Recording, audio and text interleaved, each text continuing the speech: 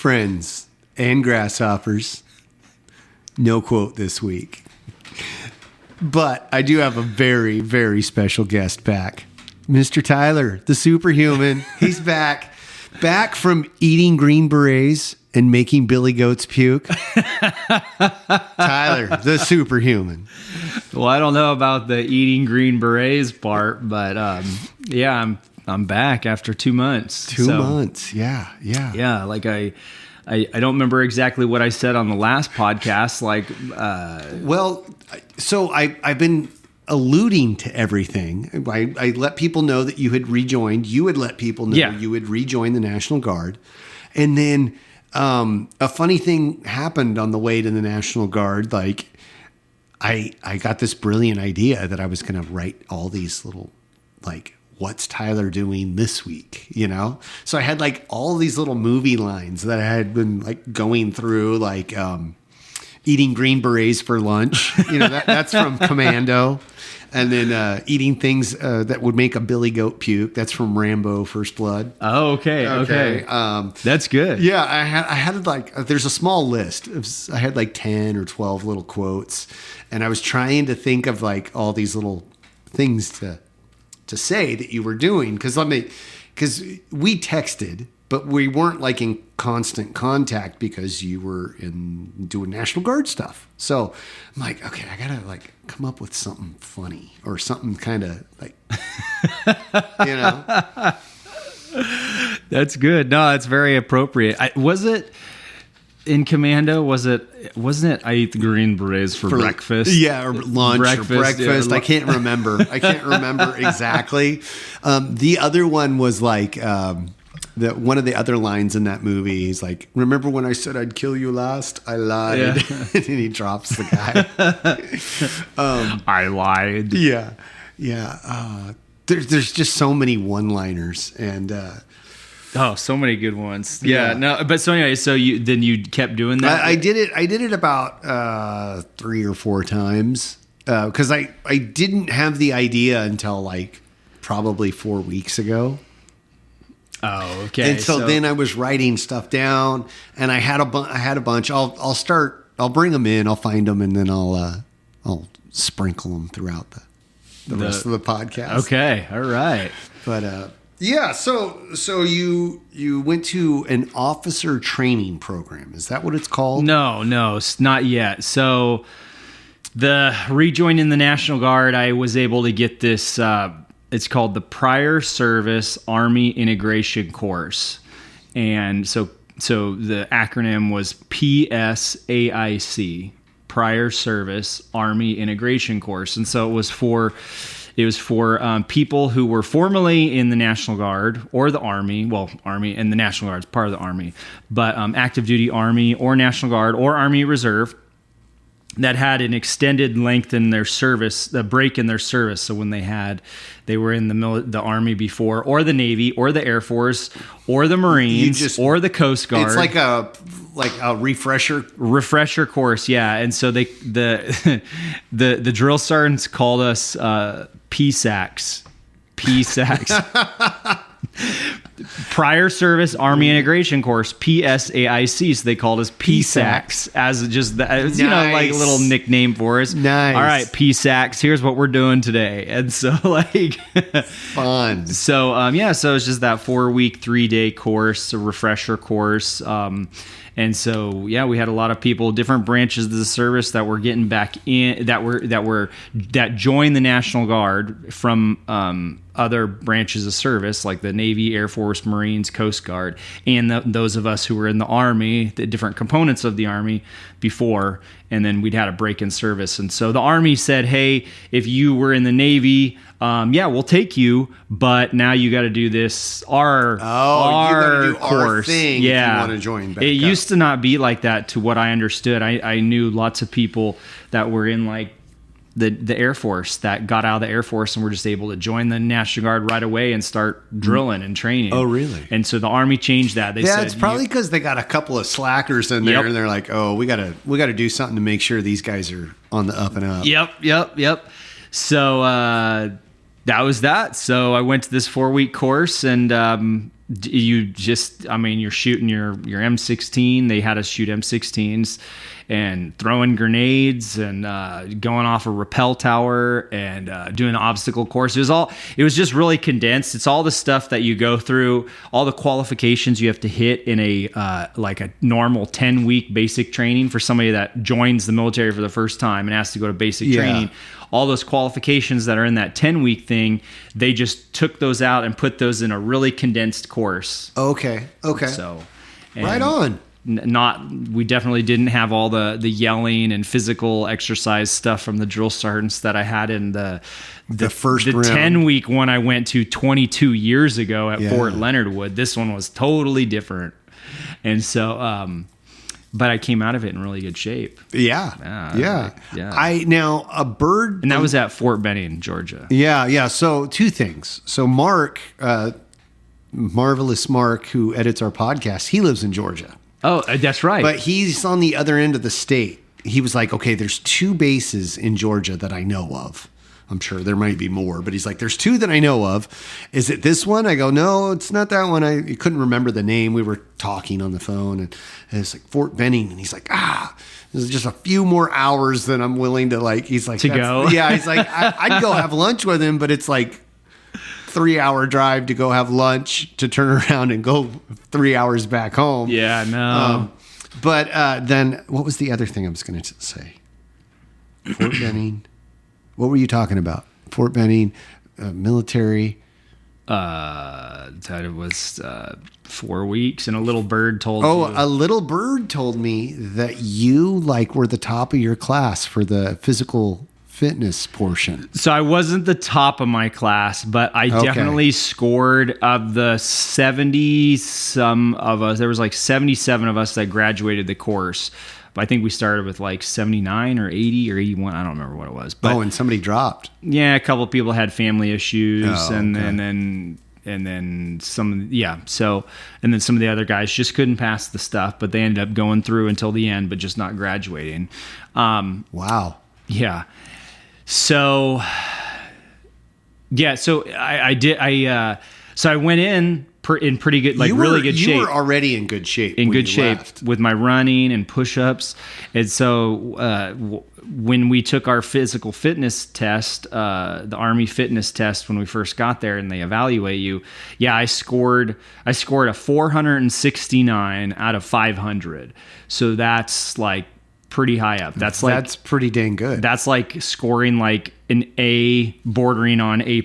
Yeah. That's a 90, almost a 97 out of 100. Yeah. Right. To kind of put it in that perspective. And so, so I just scored really high, and not the highest, but one of the high. I mean, definitely there was probably 10 or less than 10 of us that scored super high. And if you score above a 450 out of 500, then you're really eligible for some things. And so I scored a 469, and so I was eligible to then go to pre Ranger school. And so that was pretty cool. Yeah, how was that experience?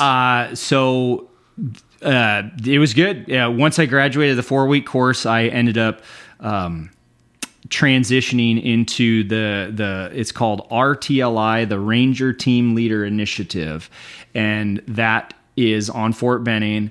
And so that's it's a rolling program that's constantly having people filter in and then they filter out, and it's just you're there anywhere from 2 weeks to 5 weeks, and you're just getting in more shape to go to pre-Army Ranger School, which then pre-Army Ranger School gets you ready for Army Ranger School. So I was in pre-Army Ranger School, which was RTLI, and so I did that, and we just did a lot of PT and then we did land navigation, just getting geared up for the intensity that is Ranger School. Ranger School, yeah. So and you're 40 or you're 39? 39.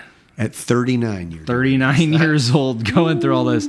Yeah, I'm out there with 18 and 19-year-olds trying to keep up, like huffing and puffing on the runs, like barely keeping up, but I'm keeping up. Like, So, but then I was going through that, and I was supposed to go into, so after RTLI is Ranger Team Leader Initiative, and that's the rolling one.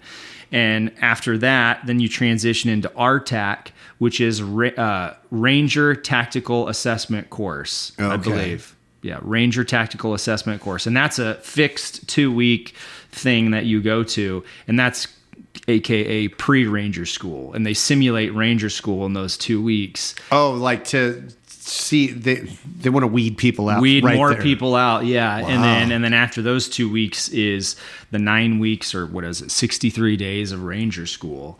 And so at the transition point between the RTLI and the RTAC, you had to pass all these physical qualifications. You had to take the Ranger Physical Assessment, pass Land Nav, pass Combat Water Survival Assessment. So that's like jumping in a pool with like your boots and your uniform on and being able to swim like 25 meters, like something like that, I think it was. And jumping in with some of your gear and being able to get your gear off in the water, like underwater. Underwater, yeah. Wow. And so that was pretty cool. And past that, passed the Ranger Physical Assessment, and passed the Land Nav, and then we had to do a physical and see we saw a physician's assistant, and I had a physical, and I got disqualified for something, and so that's what I got medically dropped from the program. Yeah, for a certain thing. And so, but I have an open invitation to go back. No kidding. Yeah, because it was a medical drop that they said, okay, yeah, you need to, you get reevaluated, and then as long as your medical clears, then you can go back. Yeah, and my medical stuff it all was clear as far as I know. It was just a decision on a part of someone that said, well, we're gonna drop this person for this reason.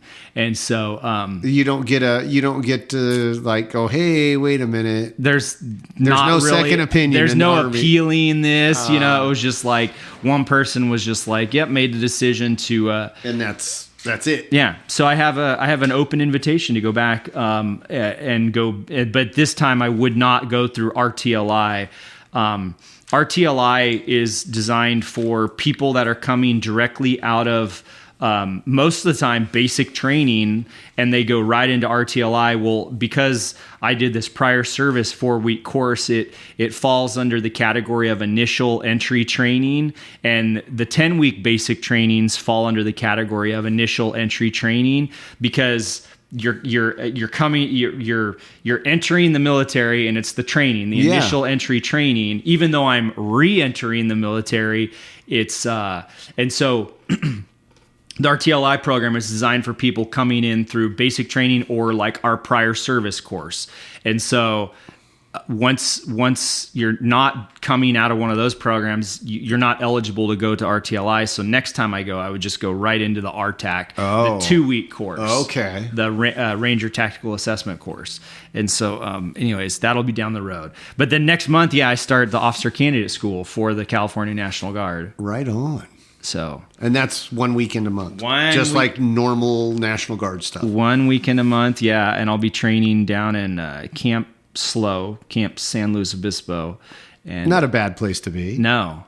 So that'll be cool. Yeah, so I'll be training to be an officer. So okay, another little like bird. A lieutenant, a captain, all that stuff. So like that. Another little bird told me, man, there's a lot of birds around here. This may or may not have been your mom. I can't remember, but I did speak with her a little bit. She's so proud of you. That's awesome. Your mom's awesome. Your mom's an awesome lady. But anyway, and I know she's going to listen to this, so I want to get on her good side. So I heard, and I can't remember if it's from your mom or somebody else at the school, but somebody was telling me that you were literally on the plane to come back home, and they pulled you off the plane because you were going to go back to do the Ranger pre thing. Yes. Or was that a fictitious Because it's like kind of like playing the telephone game, right? Because like I text with you, and then you text with other family members and other people at school, and then we all get together and are like, okay, this is what Tyler told me. What did he tell you? Because you don't have a whole lot of free time. Yeah. You're doing the military stuff. There's not a whole lot of like in-depth conversation happening. So we're getting like, I get a little bit, and then like Joe gets a little bit. You're piecing it together. So I'm piecing it together, trying to figure out what's happening. Yeah. So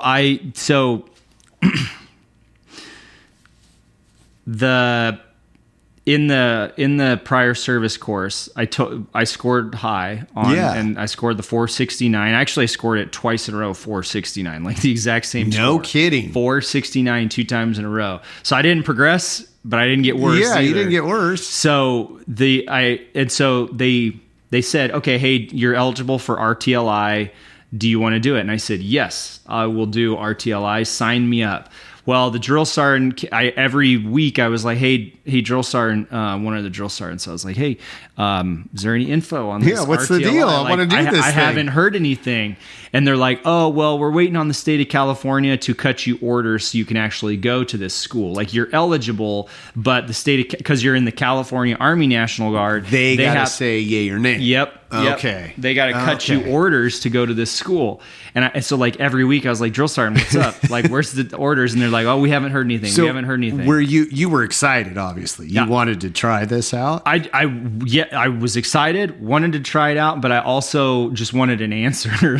Like let me know. Let me know. Get prepped. So and so one week the drill sergeant came up to me. He was in front of everyone too. I kind of didn't like that, but we were in line to do some training, and he came up to me, and everyone knew that I was like waiting for this. He comes up to me, he's like, Sergeant Poke Up, and he puts out his hand like this, like the drill sergeant, the knife hand. Okay, that's how they talk to you a lot of times. They don't point. They kind of do this. They do this. Yeah, it's the knife hand, the karate chop hand, and so he goes, Sergeant Poke Up, you're not eligible for RTLI because California has said they weren't going to send you. And I was like, oh. And there's like, 15 people around me that hear it at the same time I do. Thanks, dude. Yeah, it's like, come on, pull me over to the side and like tell me. But anyways, so I was like, okay, well, thank you for telling me and letting me know. And so he's like, yeah. And so that was it. So I was like, okay, there's my answer. So I finished, and that was like a week and a half before we graduated this prior service course. And so graduation day comes around. I'm all set. I'm all packed, ready to go home. They get us on the bus at Fort Benning, and the buses are going to take all of us P-sacs. Except for there was like, so also put that up, that point on pause, but there was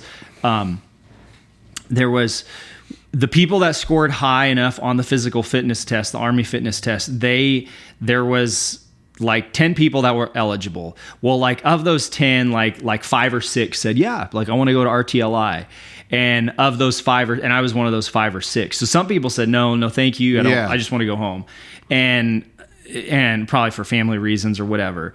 And then some of those people, their state came out and said, like one guy, his state was, he was in the Washington Army National Guard, Washington State, and Washington said, no, we're not going to pay for you. We don't have the budget to pay for you. Another guy was in South Dakota, I think it was. South Dakota said, nope, we don't have the budget. We're not paying for you.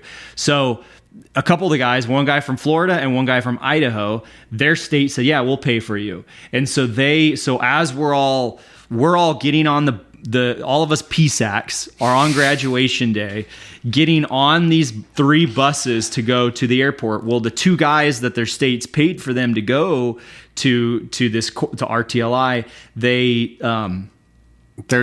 grabbed their duffel bags and they're walking down the road to the compound where this Ranger Team Leader Initiative is on Fort Benning. It's called Camp Butler in the Warrior Training Center. And so they're walking down there and they and then we get on the bus and we're going to to Atlanta Airport. And so to go home. Okay. To hop on a plane. And so we're in civilian clothes, regular clothes, and we're loaded up. Everyone's on their phones, and this thing in the Army too is that they have now, which we didn't have when I was in 12 years ago, is that our prior service group, they have a group chat that all of us were in, and that's how you communicate, like a lot of stuff. And so it's just this new way of doing things, and it works. Actually, I was kind of against it at first, but it works to put out information. But there could be confusion because you got a lot of different opinions and people saying different things, but it works. And so I'm on the bus. Like already, my mind's already here. I'm coming home. I'm coming home. I'm planning all my stuff. I'm going dove hunting, like all this stuff. And I get in the group chat that all of us P-sacs were in. I get this message from one of those two guys that was walking to Camp Butler, and he says, "Hey, Poke-Up's orders just came through. Don't let him get on the plane." And so and then I get a text from the other guy. So the two guys, the other guy texts me directly, and he's like, "Hey man, don't get on the plane. Like your orders just came through. Like turn around and come back to Fort Benning." So you're on the bus. I'm on the bus. You haven't left the base yet. No, we already left the base. We were halfway between Benning and Atlanta Airport. Oh, wow. So halfway between Fort Benning and Atlanta Airport. We're on the freeway. Oh, my off Lord. The base. And you're like, wait. I gotta go back. Yeah, now I gotta go back. Like, hey, bus driver, turn this bus, and everyone's like, happening. Nope, we're not missing our flights. you know, not for you. Yeah. And so everyone finds out about it at the same time. Like, actually, people on the bus, they're like, hey, Poke-Up. Like, everyone's phone starts dinging all at once that a new message came through. Oh, how funny!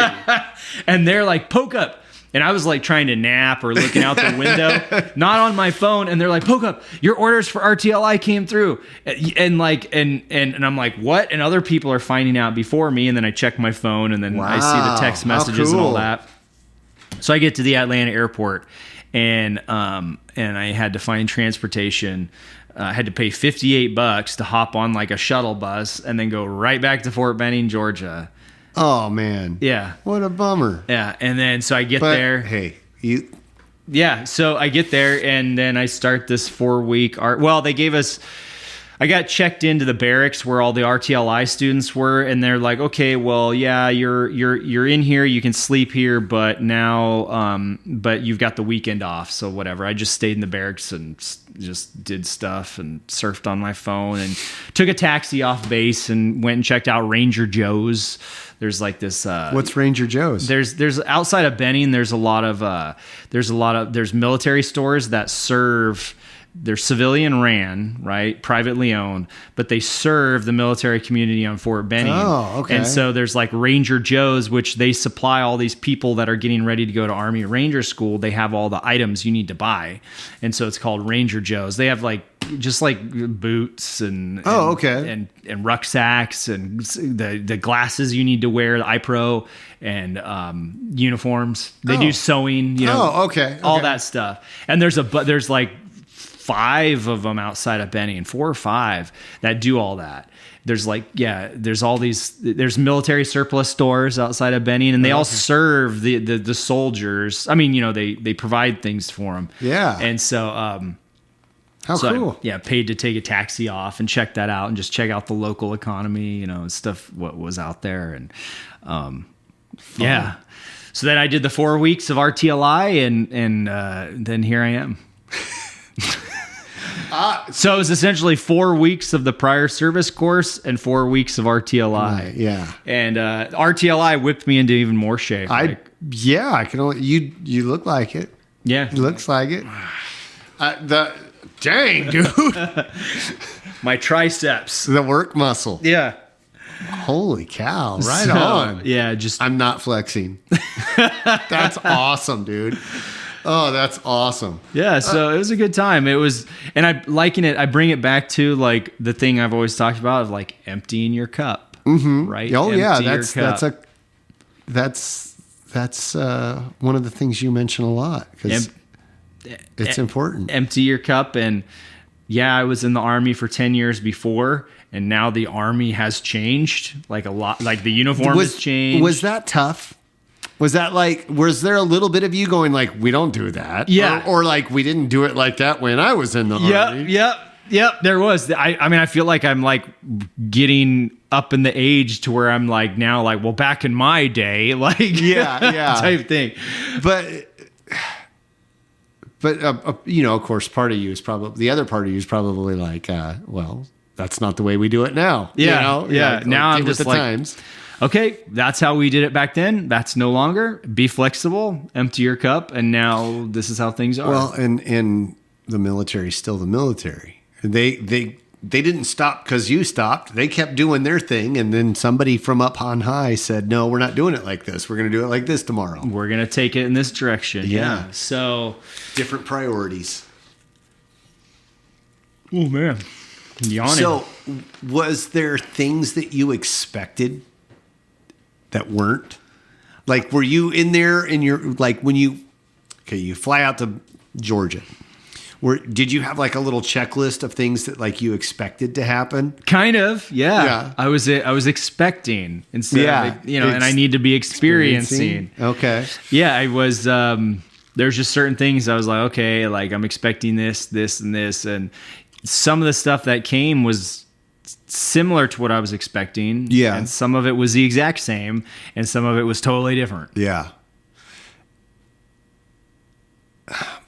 I used to do a lot of expecting, and then, Oops, sorry. but no, it's all right. Playing footsies. Yeah. I used to do a lot of expecting in life and then getting really frustrated with it when it didn't work out the way I wanted it. So I was just kind of curious because not you, but people, like in general, when you've done something for a long period of time and you've had experiences, I think the natural thing to do is to build expectations. Yep. Like, this is how Yes. things are done. This is the way things are done. This is the way it's always been done. I did it this way for 10 years and then, or 12 years or whatever. And then like you take a break, you step away, and then you come back to it. It's like, wait a minute. Why are we doing it like that? So I just was kind of curious, like how much of that was there a little bit of that at first, or did you have a lot of that, or?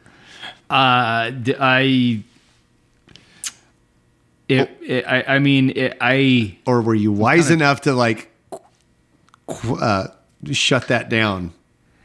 I really took one of the things I really took from martial arts is being flexible and just taking things as they come. Mm-hmm. And going there, I was like, well, I'm just going to take it as it comes, and I'm just going to be flexible. And yeah, if what I'm expecting is what happens, then cool. So be it. Be it. But if it's not, I got to roll with it too. I can't just be like, well, I was expecting this. Why are they doing things this way? Why doesn't the Army go the way I want it to go? Like, well, Yeah, yeah. And so, yeah, that's. You were mature. Yeah. And it wasn't about me and what I wanted and how I wanted the Army to be. And a lot of things are similar, but a lot of things are different too. And so it's like, I mean, even the way you do like the PT stretches in the morning totally changed from like what. Yeah. Like the exercises, the warm-up exercises you do versus now, it's just like completely changed. Yeah. I mean, it's just been rearranged and changed. And so, heck, even the uniform's different. And so even the PT uniform's different. Huh. Like I was saying, they before we started the podcast, the thing now, they still make you do a lot of push-ups, right? There's still that. They still make you do a lot of flutter kicks. There's still that. There's this new thing now is called the Y squat that they do that I don't ever remember ever really doing before. But it's where you put your hands in the air like this, and you're just standing shoulder width apart, and you just keep your hands in the air, and you just squat down. And you're supposed to go where your knees, are parallel to the ground. Okay. But a lot of times you get tired and your knees just kind of bend, don't fully bend down. You're just kind of doing this number, like instead of going like all the way. Yeah. And so, it's called the Y squat, and that's what you do when you get punished. And so like stuff like that, like we never did this before, but this is a great exercise. Yeah. Like okay. Huh. And so, how wild. Yeah, some of the cadences are still the same, like when you're marching, and the cadences are still the same. And well, I'm sure there's stuff that like doesn't change. Yeah, like this is the way it's been done because for whatever reason it works, or tradition, or whatever. But to be, people change, things change, policies change, rules change. I'm sure like any big organization has to evolve, right? Like, and I don't know why I would think that the military wouldn't be any different than any other like major organization. It's got to change and evolve and adapt. Yeah. Things are never, as much as we like to think about it, things are to the best of my knowledge, never set in stone. Things are always changing, right? Like we always think that like, oh, we're in right now we're in an interesting time of the seasons where we're at a transition point between summer and fall. Like technically I want to say, let's see, June to July to August to September. Now technically we're actually in fall. Yes. Technically, according to the calendar. It still kind of feels hot, right? But the seasons are never fixed. You're never like, it's never like 100% summer. Yeah. It's like, yeah, you're in summer going into fall, but now you're at the beginning of fall, but they're never frozen in time. You know what I'm saying? Like, Exactly. And so the same thing with the military or any organization, like you're saying, it's constantly changing and giving birth to a new version of itself. Oh, I like that. That's cool. It's like, well, and you look at like technology changes things. Oh man. And then you have like firearms change, vehicles change, clothing, different materials get made or they find a new way to weave fabric together and they're like, oh, this works great, or this is more durable, so we're going to use this now, or so yeah, it only makes sense that it would change and grow and adapt. Which is good. Yeah. Because one thing I think that hasn't changed is, do you think the way you punch someone? I mean, have we found like a strike, like a front punch head, like that? I don't think that's changed. Like, I don't know the answer to that. That's really funny. I've been I was watching something the other day about punches and just like the whole different, like if you look at boxing, the history of boxing's, hundreds and hundreds of years old. Yeah. And like you look at like bare knuckle boxers from like the 1800s or before, and the way they held their fists, the way they leaned their head away from their opponent, that sort of thing. That whole idea developed because of being no padding, nothing on your hands. So you keep your face away to keep from getting cut. And then as we like get gloves, now we bring those hands closer to our face and we use those gloves to cover up and protect our head. And, just that whole thing changed the way we stand and we punch. But yeah, the different ideas, like, oh, I like this idea. I'm going to hit with the underside of my hand, or the bottom of my hand for my punches, or the back of my hand. A friend of mine from work recently sent me this video of a guy, I want to say he lives in Taiwan. Anyway, he had been like studying some kung fu.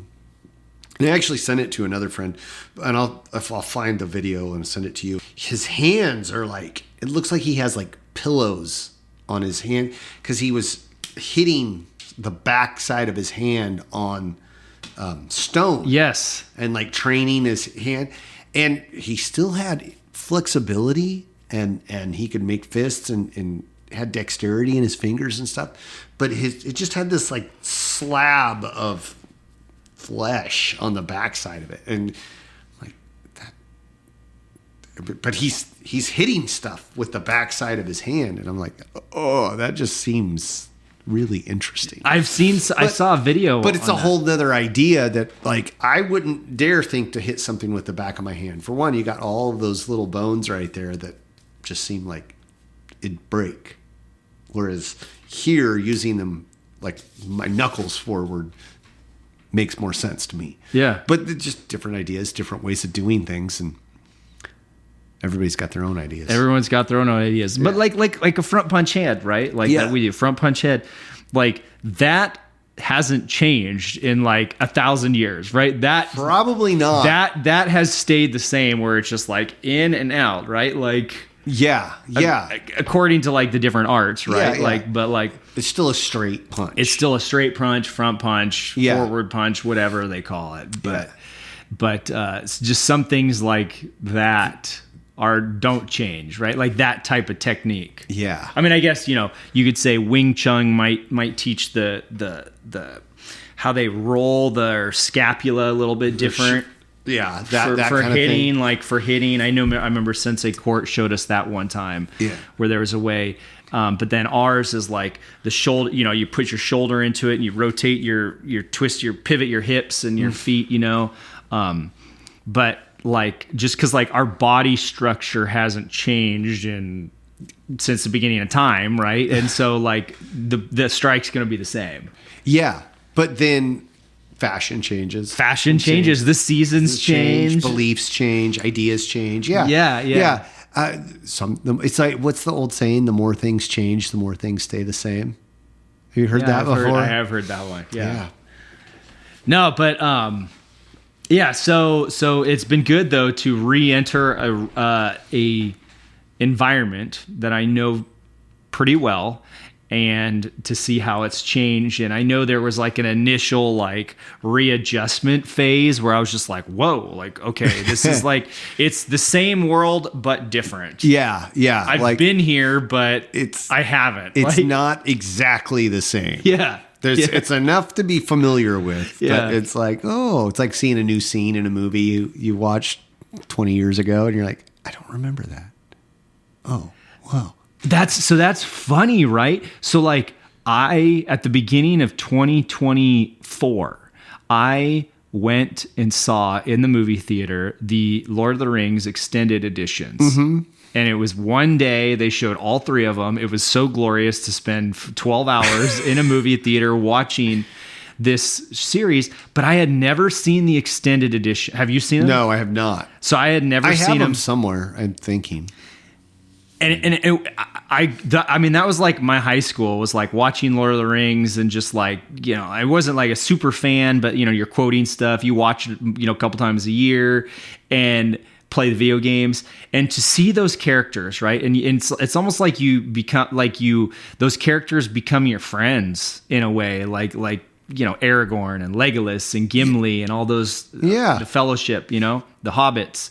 And then but I'd never seen the extended editions. And so when I saw the extended editions in the theater, all of a sudden I saw these new scenes with them that I hadn't seen before that were cut into the film. Okay. And it was so cool to see new facets of those characters that I hadn't seen before in the film.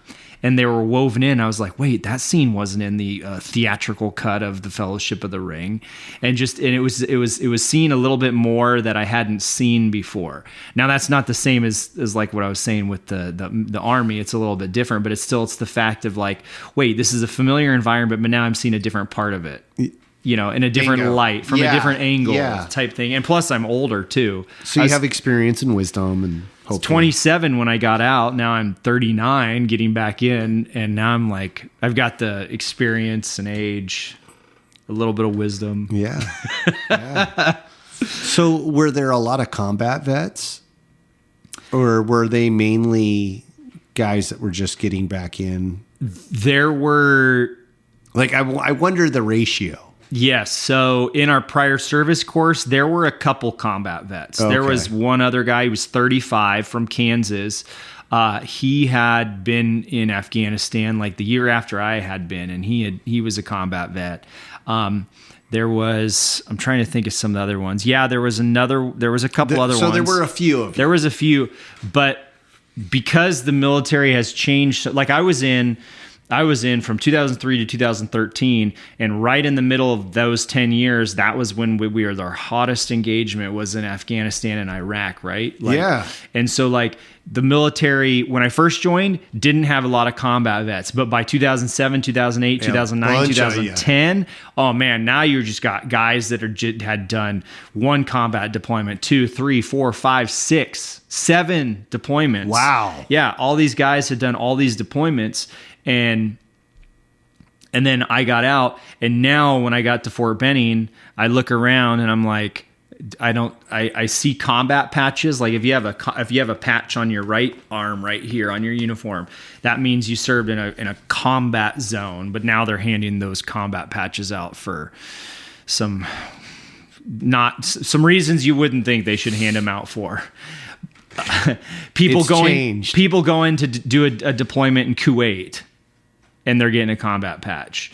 Or people, in just different countries that are authorized, that where there's no combat going on, but because there's like the potential for it, or it's not quite a safe country, there's combat patches that are given out. So even that's not a realistic indicator if somebody has been to combat. Interesting. But a combat patch doesn't even mean you've been to combat. It just means you've been in a country or a theater that has combat. Yeah. So you can get a combat badge or a patch, a patch, and not even be in combat. Yeah. And so walking around Benning, I saw a lot of combat patches, but I didn't see a lot of combat patches either. Like I saw enough to be like, okay, like I feel good about this, about being around more other combat vets, but there was enough people that did. There was definitely more people who did not have combat patches than there were people who had them. Yeah. And so that just tells me how many people have now joined the military and have phased left out since the war. Phased out. Yeah. So now, sorry. And just curiosity. Yeah. Technically the war is over, right? Like Iraq, Afghanistan, that's done. Like we pulled out, that's done. No, we're in Iraq. I know we still have soldiers there. We're in Iraq still. Yeah, our country still is in Iraq. I was just talking with somebody else that somebody at Benning, their unit is slated to go to Iraq next year and do a deployment. Okay. Yeah, so like we're still in Iraq. I mean, are we in Afghanistan officially? No. Officially. That's one of those officially unofficial. Yeah. So it's like when your parents say, "Okay, kids, it's time for bed." For you. yeah, exactly. That's a good. We're going to stay up and watch some movies. So, but yeah, no, it's just changed. And I was just talking last night that in wartime, it was all about deploying and getting your combat patch. Now that we're in not a direct war, right? Mm-hmm. We'll call it peacetime. Quote, we're in peacetime. Yeah. That it's now all about going to army schools, going to military schools, getting that experience. Getting the experience. Like what? Okay, you can't go deploy and go to war, so now it's like, I want to go to airborne school. I want to go to air assault school. I want to go to ranger school. I want to go to sapper school. I want to go to pathfinder school. There's all these schools that people are getting, and that's cool too. Why not? Yeah, no, right. Yeah. That's what I tried to do, ranger school. But it's just this total shift of a mindset, like, where it's just different. It's just different, and it's good for me to have to process that and go through it. Yeah. And it would be good for anybody. For sure. That's awesome. So we've been talking about me for this whole time. Let's. I want to hear some more of the stuff you've learned in 2 months. 2 months. Let's see. I can talk for 10 to 15 minutes on a lot of things on short notice. For the podcast, For the podcast. Lots of practice doing that. It's different. I sound differently. I realized, like, I talk differently. When I have somebody to engage with, I talk differently. I'm just, listening back to myself, listening back to the solo casts I was doing. Very less inflection. And I noticed that and was like trying to fix it, like to make it, I don't know, engaging or whatever. Let's see what else. My dryer broke, so I've been trying to fix that and figure out what parts I need. Work is amazing. I have the best job ever. It's awesome. It's the greatest job I've ever had. It's so freaking rad. I just buy stuff. I work for a computer security company now. Yeah. Great place to work and great people. My boss is awesome. She's going to school with my wife at the same time. I don't know how either of them do it right now, but they're troopers. And yeah, it's just awesome. It's great. That is cool. Yeah, really cool. I'm very fortunate and very thankful for that. You definitely like it a lot better than working at the other previous places. Yes, yes, I do. Yes, I do. I'll tell you a little bit about that in a sec. But it's been an experience. It's really weird. Like, I'm used to hit the ground running and go, and sometimes there's not anywhere to go to. So I'm like geared up. Oh, let's go. Somebody gives me something. I'm like, okay, done. What's next? And like I've learned I got to pace myself. Yes. Because sometimes there's going to be like 4 hours of nothing really going on.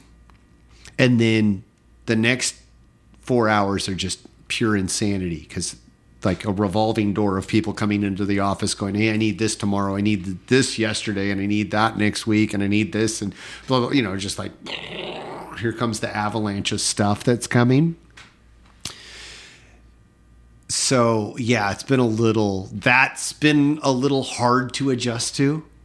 Like, I went in expecting this to happen like a certain way. Like, okay, I'm going to just have this constant flow, and I need to hit it and like hit the ground running. And I'm like, it couldn't be further from the truth. It couldn't be further from the truth. So I really having to readjust and find like, okay,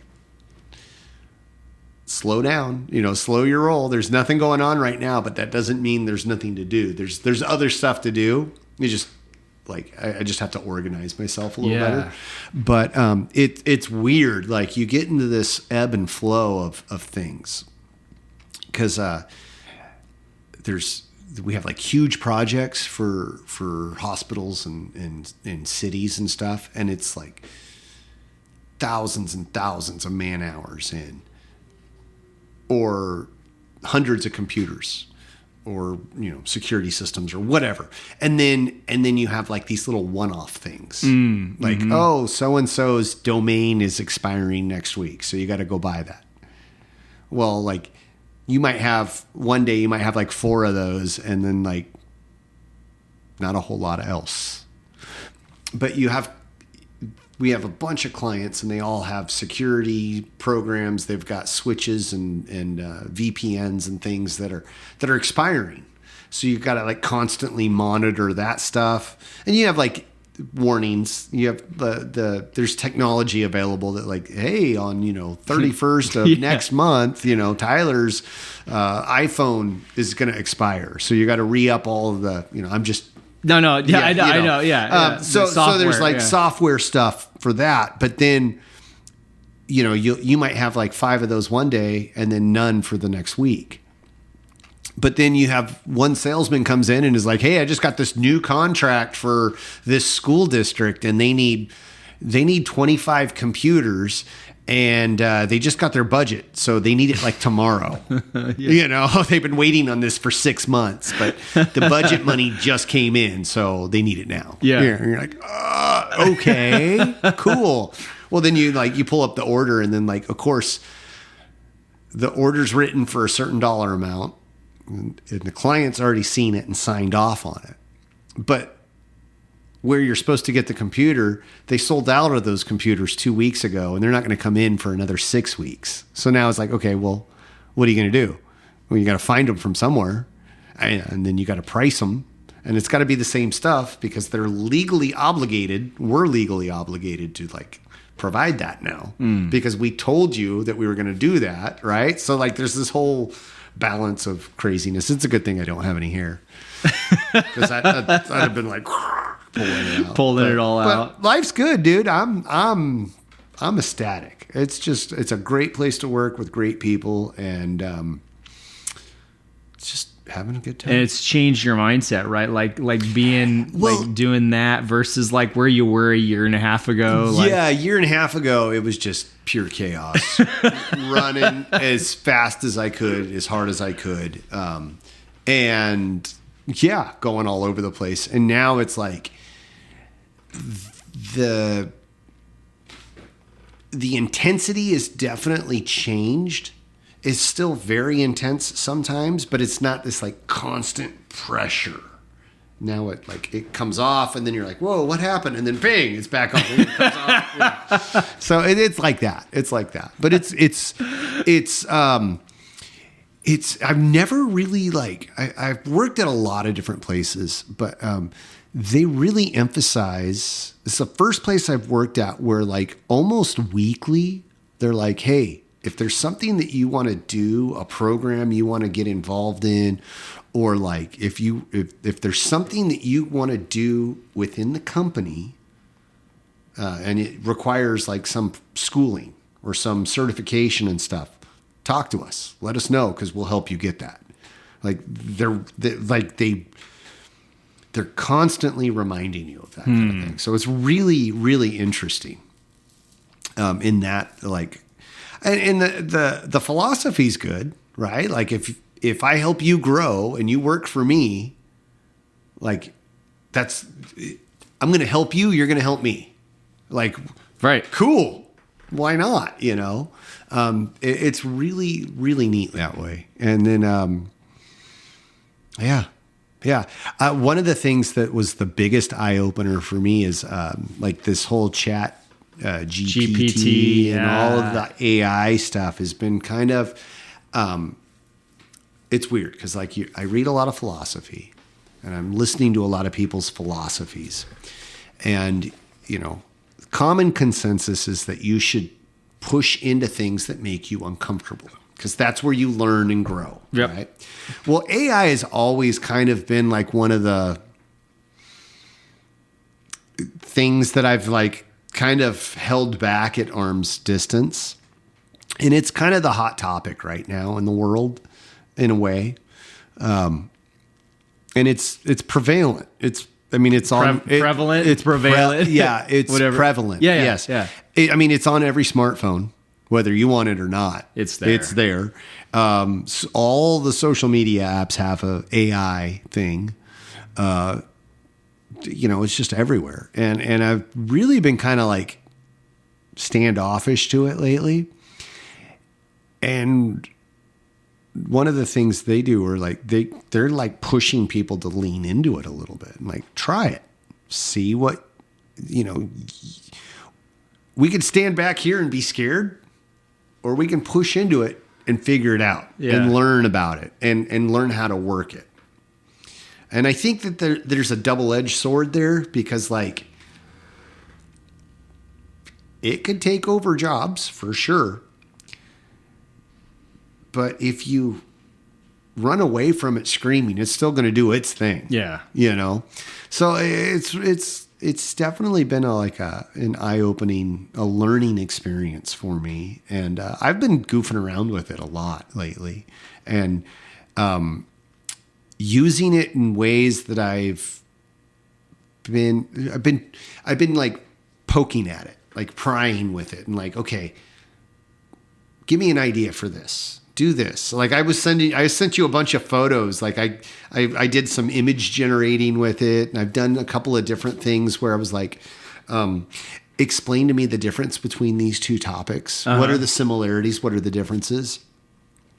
It's not perfect, but it's great for finding jumping off points, I find. Yeah. It's a tool. It's definitely a tool, and it's kind of a clunky tool right now, some of them.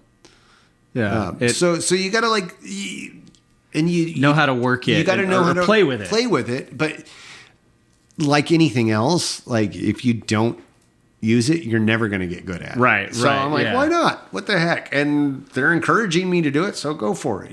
So I use it. I've been using it at work a little bit here and there. Really great for like, okay, I have a serial number, but I don't have the part number, and I have the manufacturing number. What is it?